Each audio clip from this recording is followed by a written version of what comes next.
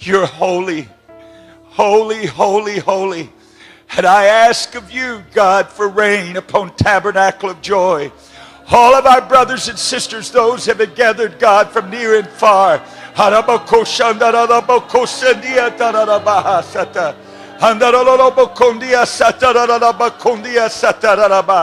Hallelujah, hallelujah, hallelujah, hallelujah, hallelujah.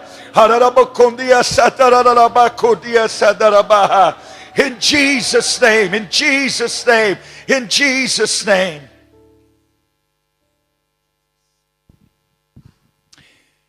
I know that you just were seated, but would you stand again for the reading of the word of the Lord? Where Jesus is, anything can happen. Anything is possible. Nothing shall be impossible to them that believe. There is great faith in this house here tonight, and there is great expectancy. In Matthew chapter 14 and verse 36, Matthew 14 and verse 36, speaking of Jesus during his earthly ministry, the Bible says this, and besought him that they might only touch the hem of his garment, and as many as touched were made perfectly whole. Say miraculous. If you look in the Gospel of Luke, chapter 5, Jesus had just healed a leper, had cleansed him, and gave him instructions to go to the priest and be cleansed according to the laws of Moses. But he did ask the leper not to tell it. But if you look at verse 15 in chapter 5, but so much the more went there a fame abroad of him, and great multitudes came together to hear and to be healed by him of their infirmities. Verse 16, and he withdrew himself into the wilderness and prayed. And it came to pass on a certain day as he was teaching that there were Pharisees and doctors of the law sitting by, which were come out of every town of Galilee and Judea and Jerusalem. Look at this. And the power of the Lord was present to heal them. It's very interesting for me to know, as a student of the Bible, that Jesus healed anyone, anywhere, any place, anytime, and you didn't have to be a member in good standing in the temple. He healed publicans, sinners, doctors of the law, the poor, the halt, the maimed, the blind, even the priest in the end result. Then if you look in the Gospel of John, chapter 14, beginning at verse 12, here in John 14 and 12, Jesus begins by saying, verily, verily, which means truly, truly, I say unto you, he that believeth on me, the works that I do, shall he do also. And greater works than these shall he do, because I go unto my Father, or the Spirit. In verse 13, and whatsoever ye shall ask in my name, that will I do. I don't know how much you know about law, but that really basically is saying and declaring that we have the power of attorney. God has given us the use of his name in his stead or in his place. We have the power of attorney in this world to command in, to speak in the name of Jesus. And he said, I will do it. That the Father or the Spirit may be glorified in the Son or the manifestation of God himself.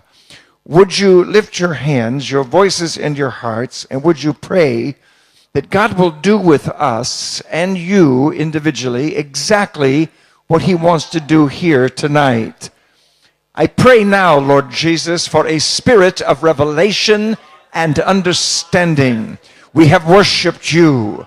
There has been weeping, shouting, trembling, hands lifted, voices lifted. Jesus, we feel the touch of the Master's hand. Now lift us to a level of understanding and revelation that will change the course of our destinies. We give you praise, glory, and honor. We thank you for these things and more. Blessed be the name of Jesus forever. And everyone said, Amen. Thank you for standing so long. You may be seated. Would you clap one more time for the Lord? Would you lift your voice? There is such praise in this house, worship in this house tonight. Blessed be the name of Jesus forever. You see me as you see me. You know me as you know me through the years that I have come here. But for the first 23 years of my life, it was not always like this. Why am I the way I am? Why am I so bold? Why am I so emphatic? Why am I so insistent? And why am I fearless? Something happened. And I simply tonight want to talk to you about the things that have changed me. Would you lift your hands, your voices again, and would you let that come upon you tonight? For there is an urgency in the Holy Ghost to touch you and to change you forever for his great need and burden for the world. I was not raised in apostolic Pentecostalism. I went to a Baptist church as a child. When I became a teenager out on my own in the capital city of the state of Iowa in America, I got involved with Billy Graham to a great extent. I was in Youth for Christ. I was in Campus Crusade. I was a counselor in all of those meetings. I was a very good member in the Evangelical Free Church. But in all of that Christian activity that I was involved in, there was a great need in my life that none of them ever met. In fact, I never even saw it demonstrated among them. When I was 15 years old, I was in a very serious car accident as a passenger in the front seat, and I was not driving. But at noon, a farmer trying to get home, no milk for the baby, and having to go back to the field, he was driving 65 miles an hour through a residential area and did not stop at a stop sign. And he was coming so fast we didn't see him. And we were in the middle of the street when he hit just broadside right into my door. And the impact was terrible because it knocked me unconscious. I had brain concussion. The impact was so great that it forced the spinal column out of alignment at least an inch to inch and a half from the base of the skull to the end of the skull. And I can't tell you, because you wouldn't understand the medical terms anyway, but I can't tell you the trauma I can't tell you the difficulty I had, sometimes even concentrating. It was awful. I mean, my life was just at an end type thing. And I was only 15. And I struggled like that and hurt. And my back and my neck was so bad that by the time I got to be 23 years of age, I was going to a doctor every other day, Monday night, Wednesday night after work, and Friday night. I worked for Rock Island Motor Transit Company. I was a student at Drake University studying commercial art at night, and I would come home from work and have to go to bed. I couldn't do anything. And I wanted so much to have a college education. I wanted to do something with my life more than what I had known the way I was raised. So I was working at it, but everything was against me. It got so bad that I couldn't make it from Friday night until Monday without some kind of attention from the doctor. In fact, I went so often they just gave me a cut rate. They gave me a discount because I was just always coming. And it was a lot of money. But what happened was someone invited me, perhaps as you were invited or have been invited here tonight. Someone invited me to a service like this one. But it was not in a beautiful ballroom like this. It was just in the basement of a pastor's house. They were worshiping there temporarily until they built a new building and bought property, etc., etc. So it was anything but this. It was just depressing. The atmosphere was depressing compared to the beautiful church that I went to. But there in that basement, sitting among maybe 60, 70 people, a lot of them just young people, I saw something I had never seen with 60,000 people in a Billy Graham crusade, with the 2,000 voice choir robed in white singing How Great Thou Art, in that basement, under the ministry of an apostolic Pentecostal preacher, which I didn't really understand in those days. I saw something I'd never seen before. People in that service asked for prayer for their bodies. And people like you got up and walked down to the front. And that man of God opened a little bottle of oil and went like this on their foreheads and prayed in Jesus' name. I didn't have my eyes closed praying. I was watching because I'd never seen anything like it. They went back to their seats. I took note of how they dressed. I'm a very observing individual. And I could tell they had decent jobs, evidently. They looked intelligent. And then later in the service, they had what they call a testimonial. And people stood. Some of the same people had gone down front and lifted their hands like this. With tears running down their faces, they would stand and say, I want to thank God because God healed my body tonight. That was the most intriguing thing I had ever heard in my entire life. Of 23 years of age. I never saw anything like it in the Baptist Church or the Evangelical Free Church or Billy Graham Crusades or any place else. And when you are desperate people, you don't care what you have to do as long as it works. And I'm here tonight to inform you, if you don't know it, this world is desperate. They don't care how you worship. They don't care what you look like. They can feel something, and they're looking for what lives inside of you. I thought to myself, I wonder if that would work for me. I didn't know anything about the Holy Ghost. I wasn't baptized in Jesus' name. So the next service I went to, I caught the pastor outside the building. And I said, Reverend Butcher, I want prayer for my body tonight. He said, Mr. Stoneking, I was just a visitor. They had no idea who I was, knew nothing about me, nothing about the accident or anything else. He said, in his terminology, that I already knew, he said, we'd be happy to pray for you here tonight. So I went into the service. We went from the outside down a stairway into this basement.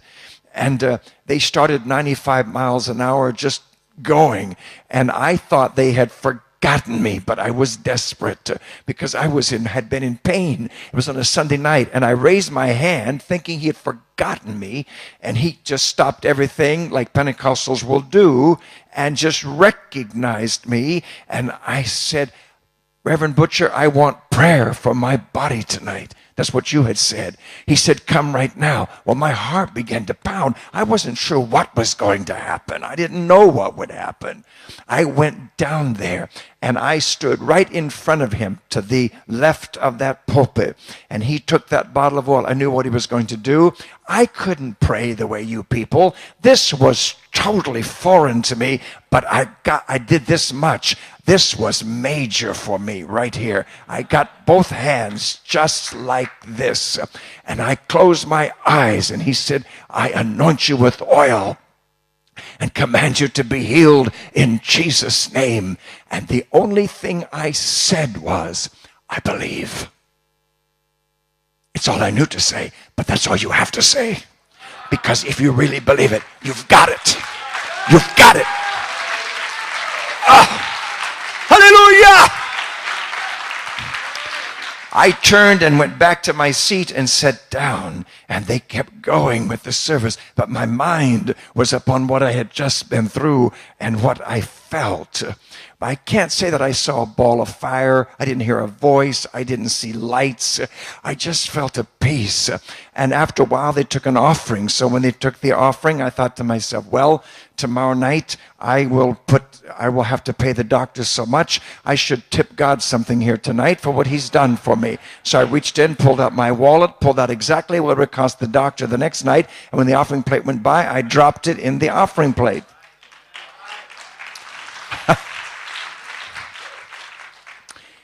So the service was over, and they did a lot of preaching, gave a long altar call. I didn't go.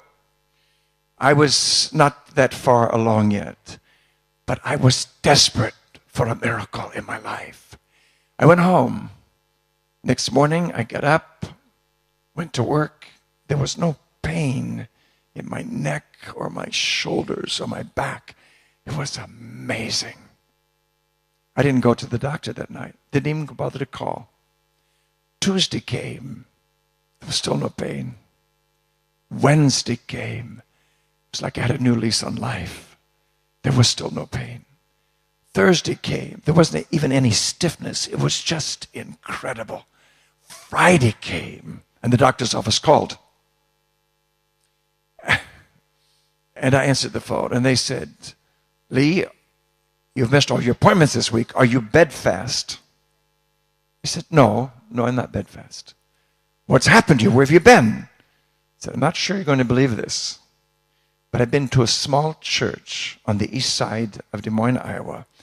They are apostolic Pentecostals, and they believe in divine healing. They anoint with oil for healing and the miraculous. And they anointed me with oil and prayed for me, and I have been divinely healed. He said, we want to see you. They always want to see you. So I went to the office. I told the entire story. Dr. Fuller, he was angry. You could see it in his eyes.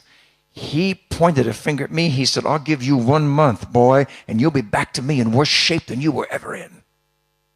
And I just grinned like I'm doing now, and I said, no, I don't think so. I think this is going to work. It's 43 years later, and it's still working. 43 years later, and it's still working. It changed my life because I said to myself, if there is a God this powerful, if there's a Jesus that still does these things, I will shout this from the housetops. I will tell it everywhere. I'll give my life to this. So I came and got baptized. I got the baptism of the Holy Ghost. And when I got the Holy Ghost, I ran over the next morning. The first thing, I called work, canceled going to work, declared a national holiday for myself because I had the Holy Ghost, got paid for it, stayed home and practiced the Holy Ghost all day. Just spoke with tongues, listened to people sing, and worship God. I've never really gotten over that somehow. I'm still just as crazy about it, just as fanatic as I've always been. Don't ever lose that first love. Don't ever lose the tear. Don't ever lose the tremble. Don't ever lose the excitement. So I took off work. I called the people I was buying the home from and renting from at the time, and I said, they were members in the Evangelical Free Church, and we did a lot of things together, but they knew I was attending a church like yours. They weren't real happy, but you can't do a whole lot if someone wants to do it. So I called and I said, her name was Ethel. I said, Ethel, I got the Holy Ghost last night. Well, you know how you are when you're first converted. You don't care about anything. You don't care what you look like, what you act like, what people think. You just tell it. You just do it. But then after you're with us for a while, you become what we call more mature. You're not mature, you're backslidden. You've lost the fervor of that first love.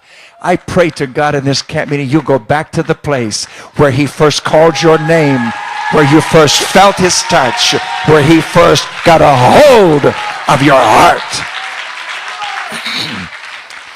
She said, what? She said, I am so sick. She was an aged lady, beautiful white hair. She said, I am so sick. She said, I've got a headache, a migraine. I can't get my head off the pillow. I said, Ethel, I'm coming over. Well, that's what it's like when you just have... I wasn't even 24 hours old in the Holy Ghost. I was about 10 or 12 hours old in the Holy Ghost. Got about 1 o'clock in the morning. It's about 8:30 now. So I ran over to the house. In those days, we didn't lock doors, and I just ran in because I knew the home. We ate back and forth together, did a lot of things together. I went back, and there she lay on that bed, her head on that pillow. She looked awful. And I went over. She said, I am so sick. I said, Ethel, listen, I have become an apostolic Pentecostal. I've got the baptism of the Holy Ghost, and they've taught me that these signs follow them that believe. I can anoint you with oil, and I can lay hands on you, and God will heal you. So I said, have you got any oil in the house? When people are desperate, they don't care. She looked at me. Her eyes looked awful. She could hardly get them open. She said, I think there's some Mazola oil in the kitchen.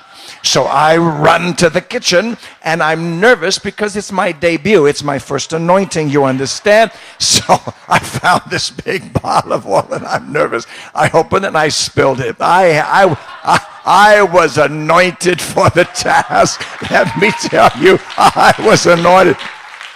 I ran back there and slapped my hands on her head, and I said, I command this headache to be gone in the name of Jesus Christ.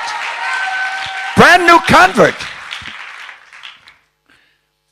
I'll never forget it. She opened her eyes wide, and she looked at me. She grabbed her head. She said, it's gone. It's supposed to be gone when you pray in the name of Jesus Christ. Something, I say it again and again and again, over and over, something is supposed to happen when you pray believing in the name of Jesus Christ. Something does happen. Something does happen, because there is no name like unto that name. There is no power like unto that power. There is no healing like unto that healing. There is no deliverance like unto that deliverance. Clap your hands again and shout the accolades to him.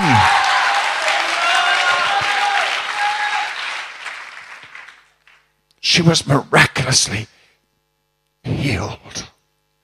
And I knew I had a hold of something.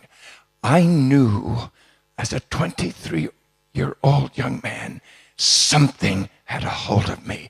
I had a hold of something powerful. And it changed my life forever. My pastor and his wife took me to General Conference within 2 weeks after I had received the baptism of the Holy Ghost. I'd never been to a General Conference before. Never saw that larger group of people worshiping the way you worship. And the last night, it was programmed that announced that a man whose name was T.W. Barnes would be preaching the last night's service. I knew nothing about him. I was a brand new convert in Apostolic Pentecostalism among you. So we went. I'll never forget it. I've never seen anything like it before nor since. When the worship was ended and they introduced him, Brother T.W. Barnes came and stepped in the pulpit. Didn't say one word. He stepped in the pulpit. When he did, People in the audience jumped up screaming and began to spin in between the knees of people and the backs of the seats in front of them, and spun in circles and fell in a carpeted aisle, fell on their faces, crying out, screaming, some of them, receiving the baptism of the Holy Ghost for the first time and being miraculously healed. I never saw anything like it in my life. And I said to Brother Sister Butcher, I want to meet him. They said, we'll wait for you. The very end of the service, when people had stood in line to meet him, I was in that line. At the very end, I waited. I'll never forget it. I walked up those steps. And when the moment I began to walk up those steps, he stopped talking to the preacher he was talking to and just stood there and watched me. I walked straight to him and extended my hand. And I said, Brother Barnes, I just want to meet you. I want to do what you're doing. He never forgot me. And we were friends for 43 years until this year. He passed in April. But it changed my life forever. You can talk about magic. You can talk about theater. You can talk about sports. You can talk about Olympics. You can talk about intellectual achievements. You can talk about rhetoric. You can talk about drama. But when you have a hold of the power of the Creator, that when you step into a pulpit, diseases depart from people's bodies, limbs straighten, cancer disappears. There is no power like it. There is no story like it. There is no event that can even compare. Nothing compares with the touch of the Master's hand and the sound of his voice. The Creator who caused the thunder today, who caused the lightning today, and the rain. As the rain poured this afternoon, I just basically whispered in my heart and soul, Lord Jesus, let the Holy Ghost fall this week like this rain is falling upon this area. And I can feel rain in this place. I could feel it the moment you begin to worship. I could feel it when you were exhorting. I could feel it coming from all of you people. There's a rain falling upon us in this place. Lift your hands into that realm and just simply worship the Lord for a moment. Hallelujah, Jesus.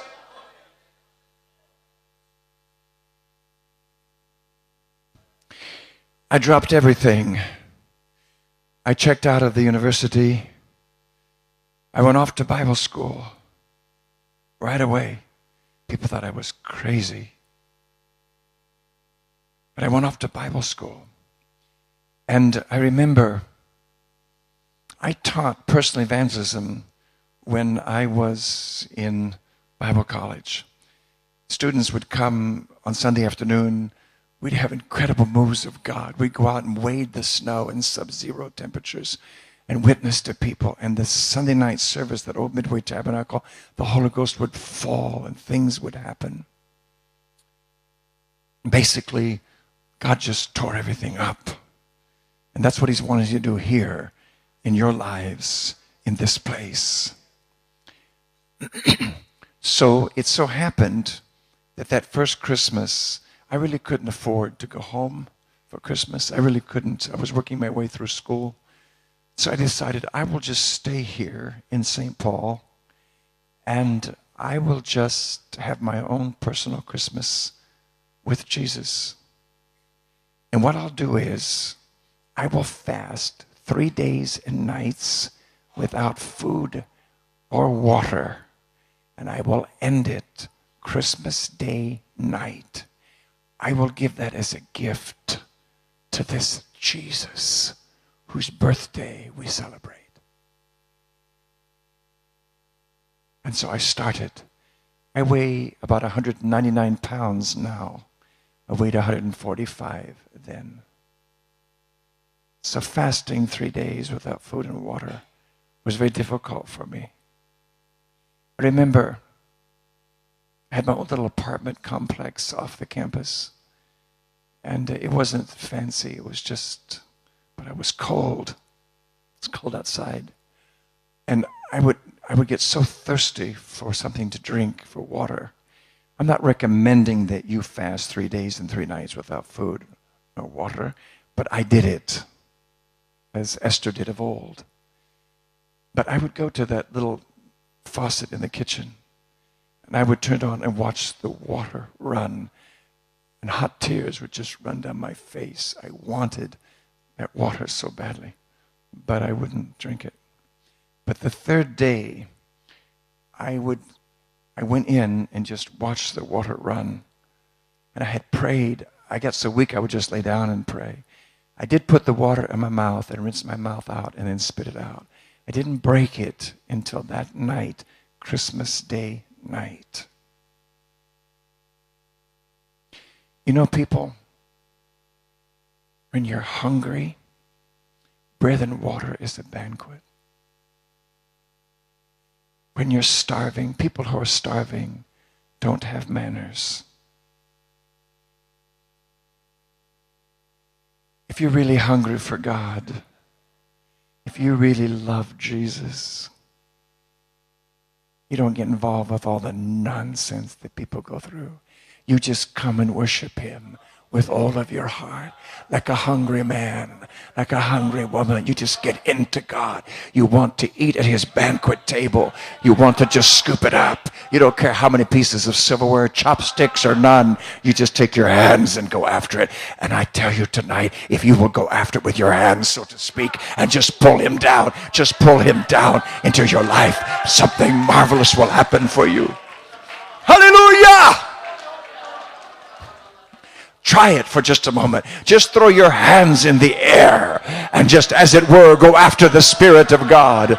For he said, I am the bread of life. I am the water of life. He that drinketh this water shall never thirst again.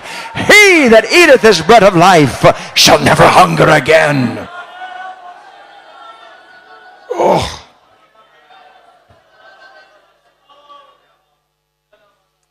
Jesus. It was something. It changed my life. Those 3 days and nights changed my life forever. The vacation was over. The students came back. The first Sunday afternoon, when the students gathered for my personal evangelism class, we had a move of God. It was snowing. It was very cold. But they were going to go out and canvass in the snow. And so I began teaching them about soul winning, as I did in those days. And we had a move of God in that place. What happened was, all of a sudden, with a move of God, there was a girl, one of the students in the school, just stepped out and came right up front. She said, Brother Stoneking, I've only come back to school to pack my bags. I'm going to have a very serious surgery. I've only come back to just get my things. I have to leave immediately and go back to the hospital for surgery. She said, would you pray for me for healing? I said, yes, I will. I said, just kneel down right here. She knelt down right there. I took this hand and put this hand on her head while the other students gathered around and lifted their hands in worship and prayed that she would be healed in Jesus' name. She was actually shaking with the presence of God and weeping and crying. She got up and stepped back, and we just continued to worship. All of a sudden, she ran out of there.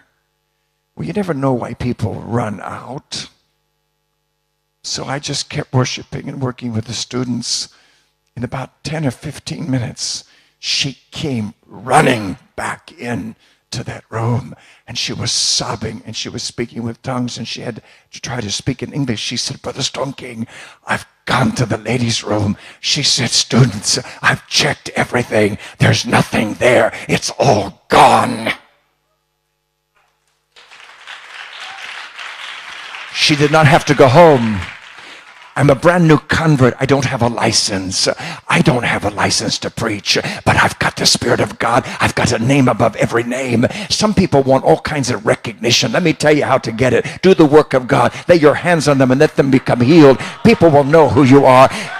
A degree does not make you a preacher. A certificate does not make you a preacher. The thing that makes you a preacher is a divine call from God, a working knowledge of the scriptures, the anointing of God. And if you get results, there's nothing anybody can do with you. Why don't you get involved now? Don't wait to be drafted. Just enlist. Get in. If you enlist, the fringe benefits are so much better. Clap your hands again. I want to shout the praises of God in this house tonight. It was incredible. When that happened, a boy stepped forward. He said, Brother Stoneking, could I stand in for my little sister? He said, she's in the hospital in tubes and wires. He said, they have no idea what's wrong with her. He said, my parents are just upside down. Could I step in for her, stand in her place? I said, yes, you can. He came and stood. I laid hands on him and prayed for him as if it were his sister in Jesus' name. And then after the worship settled, we went out and waded the snow and knocked on doors and invited people to come to church. That night at Old Midway Tabernacle, before the service started, we got there and that boy spotted me and he came running. He grabbed me in front of everyone. He said, Brother Stoneking, I called my father when I got home today from the canvassing. He said, something has happened. He said, the hospital called my father and mother and said, something has happened. He said, when you prayed for me, I checked the time. He said, the power of God hit my sister. She broke the tubes and the wires, jumped out of the bed conscious, and was dancing in the spirit, speaking with tongues, when the doctors and nurses came running in and they released her from the hospital. That's the kind of power I've got a hold of. That's the kind of power that you've got a hold of. That's the kind of power that you've got a hold of. It's not just me. If you've got the baptism of the Holy Ghost, you've got that kind of power. If you ever wake up as to who you really are, there will become an aggressiveness in you that will not back down for any devil or combination of devils, because you will stand up and scream from the housetops, greater is he that is in me than he that is in the world, and his name is Jesus.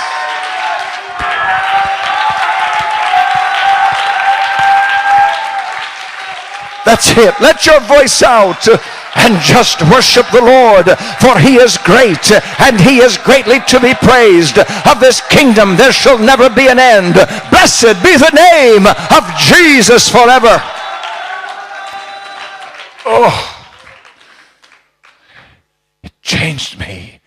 The power of God kept moving and rising in my life. I graduated from Bible school. I went to the East Coast, began pastoring a small church on Webster Street. I did canvassing. I walked the streets. We did all kinds of things. Had tent revivals. But in all of this I was doing, there was a large growth that began to grow right here on my neck. It first looked like just a simple mole, but it kept growing. And that's a dangerous sign as far as medical science is concerned. And so, wearing a white shirt and a collar, at the end of the day, especially in the summer, I'd come in the evening and take the shirt off, and it would just be inflamed. It'd be red because of the color. And I would look at it. It was just getting larger and larger. One night I came in and opened the collar, and it was just ugly. I took these 3 fingers of my right hand, and I laid them on that growth. And I just looked in the mirror and looked right at the growth and my fingers. And I said, I curse you in the name of the Lord Jesus Christ. Next morning when I got up, I stumbled in the bathroom and looked in the mirror. And it had dried up in the night. It was so amazing. I took those same 3 fingers just to touch it, and it fell off in my hand. The things that have changed me, these are the things that have made me what I am. The aggressiveness, the fearlessness, the positiveness. Because people, if you've ever seen it, Nobody can take that away from you. It doesn't matter what the scoffers nor the mockers say, nor anyone else. If you've experienced it and you've seen it, you've got it, and it doesn't make any difference. No one can shake your faith. God is speaking to a number of you here tonight. God is wanting some of you to become unconditionally surrendered to him. And if you become available to him, he will suddenly begin to do the impossible and the miraculous for you. People, it's not in intellect. It's not in education. It's not in wealth. All those things are important. I'm glad I've got a few dollars. I'm glad I've got education. But where it is at the end of the age is in the demonstration of the Spirit of God in power. And angels are not coming to demonstrate it. It's in your hands and it's in my hands. We are that generation that has been brought on the scene to the kingdom for such a time as this. Let your voice out for a moment, and don't worry that your neighbor hears what you're saying.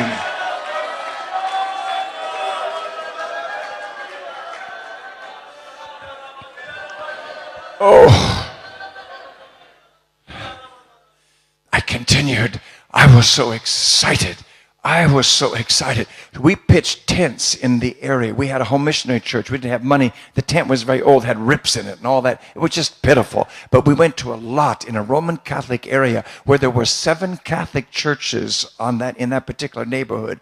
And right in the middle of it, we took a lawnmower, a power mower, and mowed everything off and chopped out the brush and pitched this tent and advertised a tent revival. You cannot know the uproar we caused in that city. They came from everywhere. They tried to set fire to the tent, but thank God it was fireproof. They did all kinds of things. And one night, some ruffian outside, he came with 2 or 3 of his thug friends, and he made his declaration. He was going to come in and just mop the floor with me. He was just going to come in and wipe me out. Well, unknown to him, I'm not alone. I may look like I'm alone, but I'm not alone. The angel of the Lord encampeth round about them that fear him. I'll never forget, most of the crowd had left. He came stomping down that grass aisle among those folding chairs, headed straight for me. I just stood my ground on the pulpit. I just stood there and looked right into his face. And I knew in the spirit he was coming with evil intent.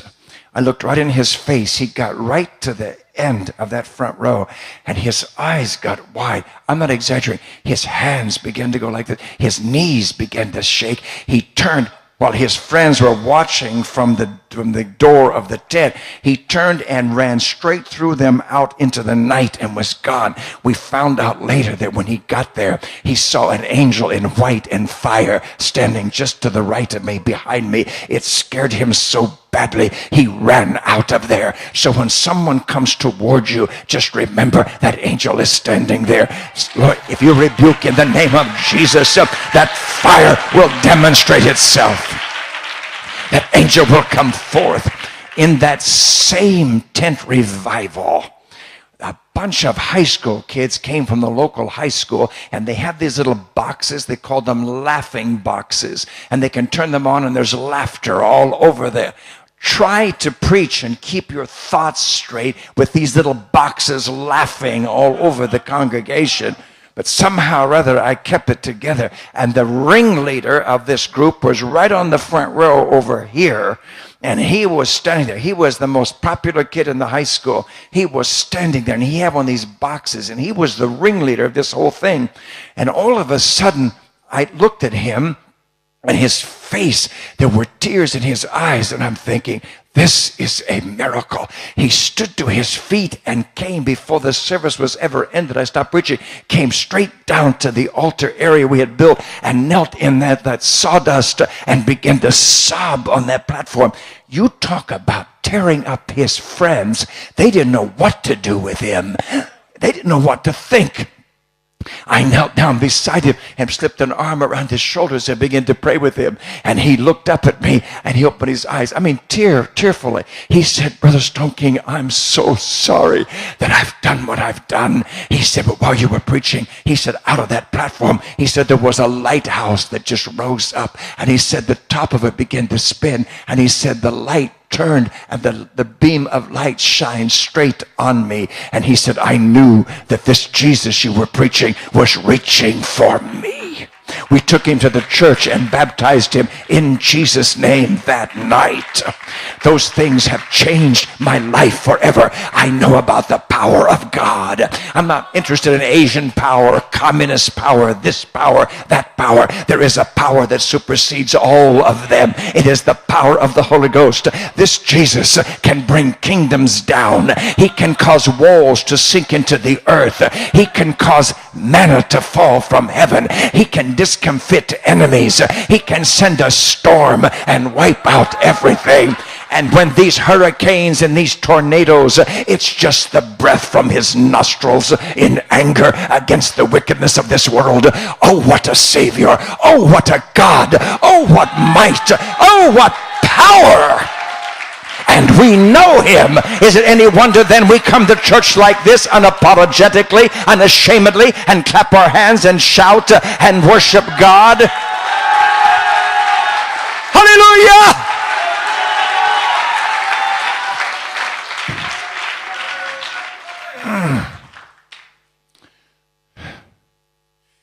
And then, while I was pastoring,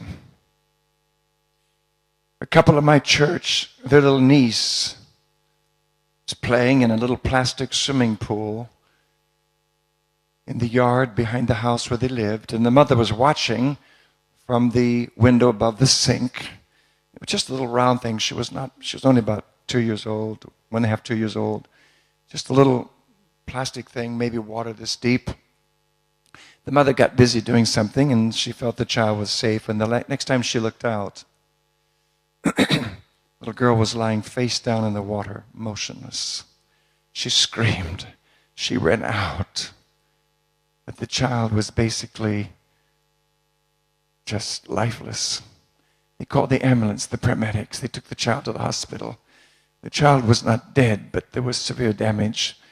And the child's eyes would just roll in her head. They were just rolling wildly. And so this couple called me and they said, Brother Stoneking, would you please go to the hospital and pray? I said, yes, I will. I said, let's go right now. I said, can you go with me? They said, yes, we'd like to go. We wanted to go. I said, well, meet me there. And we went to it was actually St. Peter's Hospital and Ellis Hospital there in Schenectady. And I asked the nurse, I said, where is the child? Well, she's in intensive care. I said, well, I'm a man of God and I've come to pray. You know how they just scorn you, you know. But I hold my ground. And so, I'll never forget it. We walked to the door, and the child was the only child in that room. She was so bad. When I walked to the door and looked in, and that child strapped with sheets that they had folded, the arms, the torso, the legs. I mean, they were just she was just totally strapped in. And the head was going like this, and the eyes were just rolling. You could see it even from the doorway. So I stood there,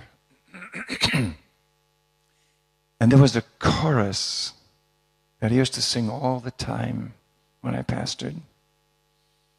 And the chorus simply says, the healer's coming down the road.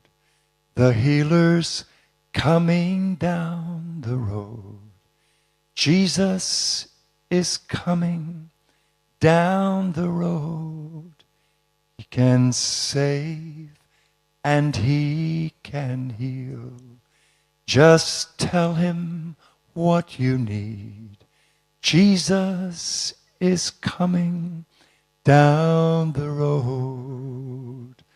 The healer's coming down the road.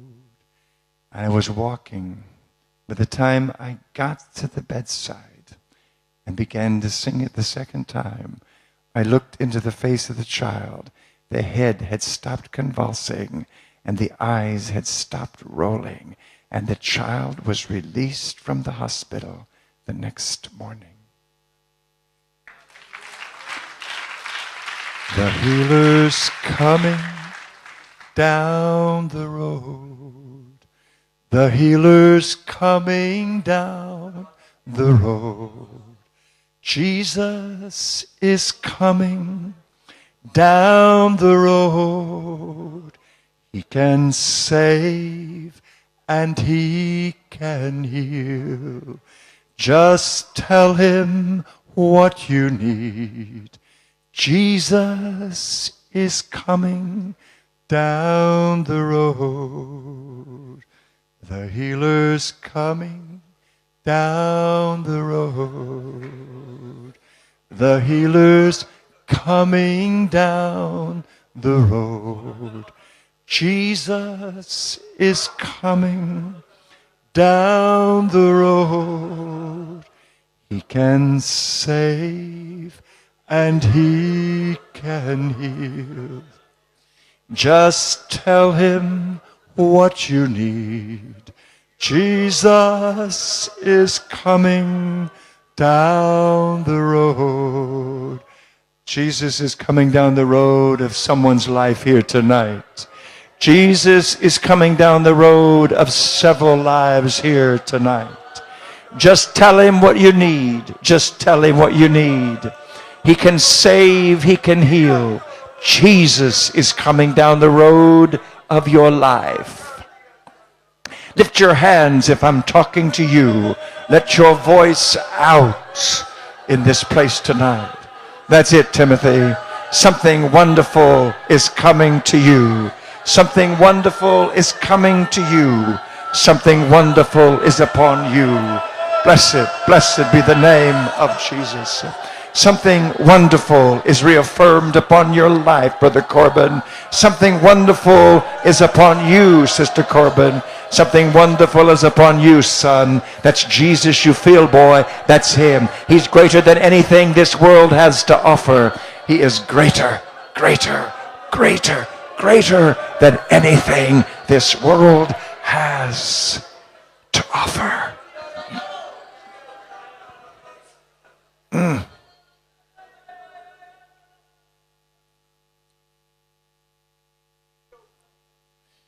Jesus, Jesus, Jesus, Jesus. Oh.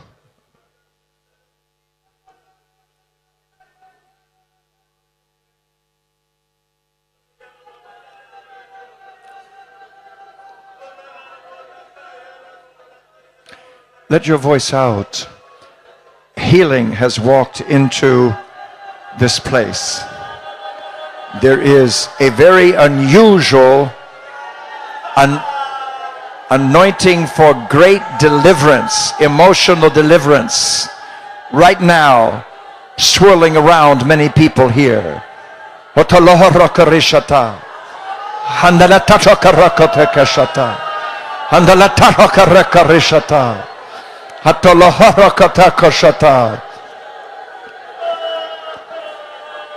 Yes, yes. I don't have to go any farther than this. Jesus is in this house. Jesus is in this room. Let your voice out. I pray right now that you will never be the same. I'm praying that right now, this touch of God that is upon your life, that you will never be the same again. That's it. That's it. That's it. That's it. Hatolohota ketara hareshata. Hatoletarokota kareshata. Hallelujah, Jesus. Hallelujah, Jesus. Hallelujah, Jesus. Hallelujah, Jesus. There's a door opening for you. There's a door opening for you. There's a door opening for you. Hatalahatakatakata. Atalaharakatakashata. Receive it. Receive it. See the door clearly. Walk through in your heart. Walk through in your spirit. That's it. That's it. That's it. That's it.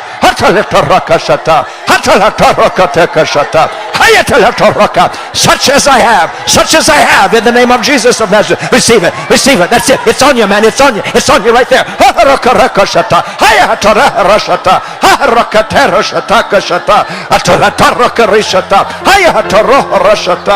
the name of Jesus, you are rejoicing for others.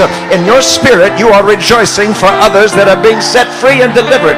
So I should put you in a place where you are free to do it. In the name of Jesus of Nazareth. In the name of Jesus of Nazareth. In the name of Jesus of Nazareth. Hallelujah. Hallelujah. Hallelujah. Hallelujah. Hallelujah. Hallelujah. That's it. Let your voice out. Let your voice out. In the name of Jesus of Nazareth, such as I have, such as I have, in the name of Jesus, by the authority of the Word of God, by the power of the name of Jesus, in the name of Jesus, in the name of Jesus, in the name of Jesus, in the name of Jesus, in the name of Jesus. Hey, Shalene, may you never be the same, never to be the same, in the name of Jesus, in the name of Jesus, in the name of Jesus, in the name of Jesus, in the name of Jesus. The Spirit of the Lord is upon you for good, and the blessing of the Lord is upon you because He has seen the greatness of your heart. He has seen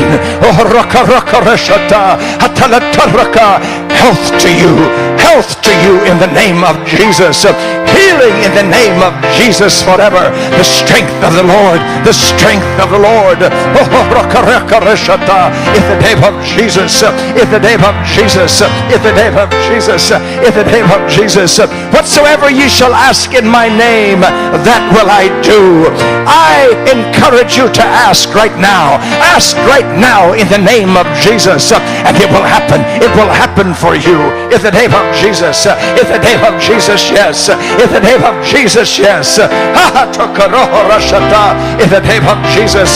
That's it, Megan. Such as I have. Such as I have. In the name of Jesus of Nazareth. The rich anointing. The rich anointing. The rich anointing. The power of it all in the name of Jesus. Hallelujah. Hallelujah. Hallelujah. Hallelujah. Hallelujah. Hallelujah. Hallelujah. Hallelujah. Hallelujah. Hallelujah. I would encourage you right now. There is great anointing upon all of you as I walk up and down the aisles, in, around, through you. There's great anointing upon you. So you're in a position right now to transmit. You're in a position right now. You're in a position to give of the Spirit of God. You're in a position to transmit. If you will lay hands upon others, if you will pray the prayer of faith for others, miracles will happen here. Miracles will happen here in the name of Jesus. In the name of Jesus. In the name of Jesus. In the name of Jesus. In the name of